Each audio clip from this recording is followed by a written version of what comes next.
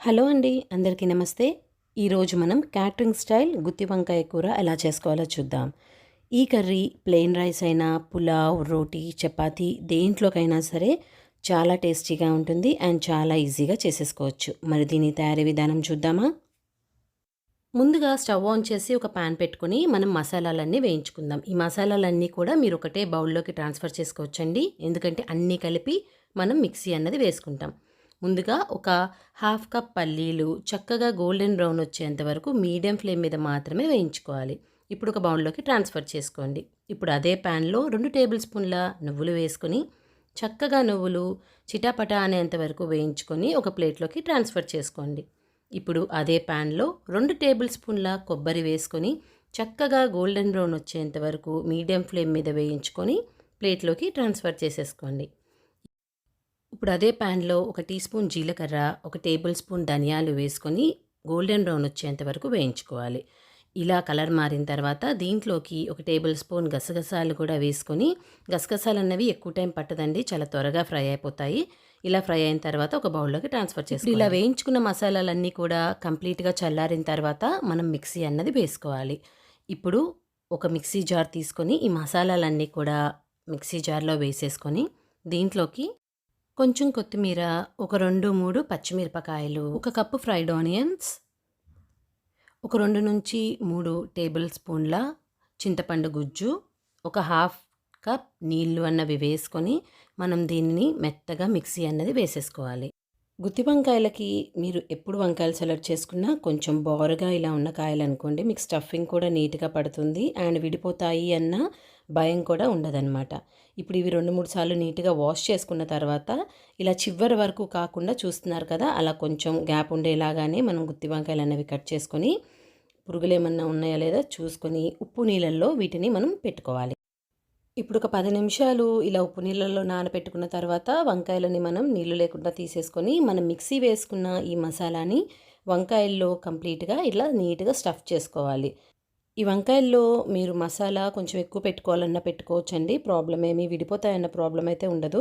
కానీ ఏంటంటే ఇలా మసాలా మొత్తం పెట్టుకున్న తర్వాత మీరు వంకాయను ఒకసారి ఇలా ప్రెస్ చేశారనుకోండి, మీకు ఎక్సెస్ మసాలా ఉన్నది బయటకు వచ్చేస్తుంది. ఇలా మసాలాలతో వంకాయని కంప్లీట్గా స్టఫ్ చేసుకున్న తర్వాత మీకు మిగిలిన మసాలా ఏదైతే ఉందో దీనిని మనం గ్రేవీ కింద యూస్ చేసుకుంటాం. ఇప్పుడు స్టవ్ ఆన్ చేసి ఒక పాన్ పెట్టుకొని ఒక హాఫ్ కప్ నూనె వేసుకోవాలండి. దీంట్లో కొంచెం నూనె అనేది ఎక్కువే పడుతుంది, మసాలా కర్రీ కాబట్టి. ఇప్పుడు నూనె బాగా కాగిన తర్వాత దీంట్లోకి కొంచెం జీలకర్ర, ఆవాలు, కొంచెం మెంతులు, ఇది కలోంజీ అనమాట, ఆనియన్ సీడ్స్, ఇవన్నీ కూడా వేసుకొని చక్కగా ఫ్రై చేసుకోవాలి. ఇప్పుడు కొంచెం పచ్చిమిరపకాయి, కొంచెం కరివేపాకు వేసుకొని చక్కగా ఫ్రై చేసుకోవాలి. ఇప్పుడు మనం క్యాటరింగ్ స్టైల్లో గుత్తి వంకాయ కూర చేసుకుంటున్నాం కాబట్టి దీంట్లో మనకి ఇలా బారుగా కోసిన, అంటే ఒక టమాటోని ఒక 6 ముక్కల కింద కట్ చేసుకున్నానండి. ఇలా బారుగా కోసిన టమాటో వేసుకొని ఒకసారి కలుపుకొని మూత పెట్టేసి దీనిని మగ్గనివ్వాలి. అంటే కంప్లీట్గా ఉడకనీయకూడదండి, జస్ట్ కొంచెం మనకి దాని మీద స్కిన్ ఏదైతే ఉంటుందో అది కొంచెం మెత్తపడేలాగా మగ్గితే సరిపోతుందనమాట. చూస్తున్నారు కదా, ఇలా మగ్గితే సరిపోతుంది. ఇప్పుడు వీటిని ఒక బౌల్లోకి ట్రాన్స్ఫర్ చేసేసుకోండి. ఇప్పుడు దీంట్లోకి 1 టేబుల్ స్పూన్ అల్లం చిన్నుల్లిపాయ పేస్ట్ వేసుకొని పచ్చివాసన పోయేంత వరకు వేయించుకోవాలి. ఇలా వేయించుకున్న తర్వాత దీంట్లోకి కొంచెం పసుపు వేసుకొని పచ్చివాసన పోయేంత వరకు వేయించుకోండి. ఇలా 1 నిమిషం వేయించుకున్నాక దీంట్లోకి రుచికి తగినంతగా కారం, కొంచెం ఉప్పు కూడా వేసేసుకొని మీడియం ఫ్లేమ్ పైన ఈ కారం అన్నది మాడిపోకుండా వేయించుకోవాలి.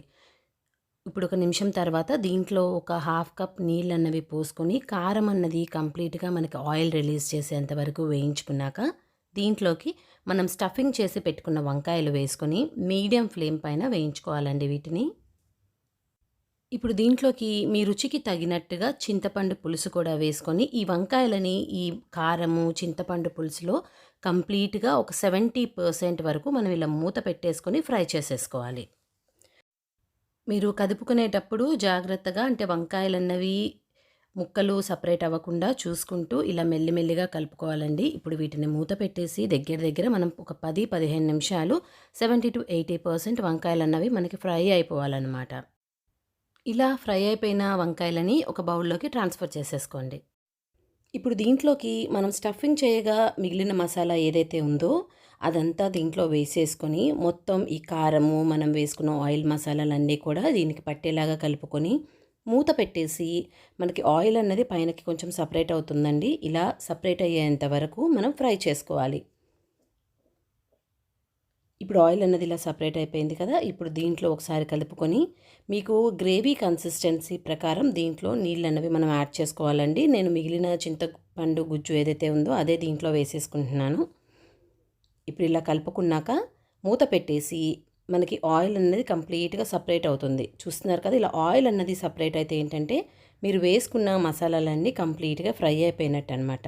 ఇలా మసాలాలన్నీ కంప్లీట్గా ఫ్రై అయ్యేంత వరకు వేయించుకున్నాక దీంట్లోకి మనం ఇప్పుడు వేయించి పెట్టుకున్న వంకాయ ముక్కలు కూడా వేసుకొని ఇప్పుడు ఈ వంకాయ ముక్కలని 7-8 నిమిషాలు మీడియం ఫ్లేమ్ పైన ఈ మసాలాలతో మూత పెట్టేసి ఉడకనివ్వాలి. ఇప్పుడు ఒక 7-8 నిమిషాలకి మీరు చూస్తే ఆయిల్ అంతా కంప్లీట్గా మనకి సపరేట్ అయిపోయి గుత్తి వంకాయలు కూడా చక్కగా మెత్తగా ఉడికి ఉంటాయండి. ఇప్పుడు దీంట్లోకి మనము ఆల్రెడీ ఉడకపెట్టి పెట్టుకున్న టమాటో ముక్కల్ని కూడా వేసేసుకొని ఒకసారి మొత్తం కదుపుకొని ఒక నిమిషం ఈ టమాటాలు కూడా చక్కగా మనకి గ్రేవీలో ఉడికేలాగా చూసుకొని ఇప్పుడు దీంట్లోకి ఒక పావు టీ స్పూన్ గరం మసాలా వేసుకోవాలండి. గరం మసాలా వేసుకున్న తర్వాత ఎక్కువసేపు మీరు స్టవ్ మీద పెట్టుకోవాల్సిన అవసరం లేదు.